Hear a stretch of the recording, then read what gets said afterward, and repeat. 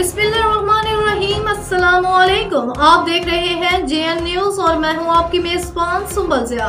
Bulletin का बाकायदा आगाज करते हैं और शामिल करते हैं अब तक की अहम तरीन खबर। बहावलपुर 8 अक्टूबर मोहम्मद ज़ीशान से बानी director general doctor Rizwan Naseer सितारे इम्तियाज़ की हिदायत पर नेशनल रेजिडेंट्स अड्डे 8 अक्टूबर के हवाले से Punjab emergency service department rescue development 22 Bahawalpur की जानिब से रैली, सेमिनार्स और स्कूलों कॉलेजेस में लेक्चर्स का इनेकाद किया गया। नेशनल डिजास्टर डे के हवाले से Punjab emergency service department rescue development 22 Bahawalpur ने डिस्ट्रिक्ट एमरजेंसी ऑफिसर बाकिर हुसैन की सरबराही में खसूसी तकरीब का अहतमाम किया गया।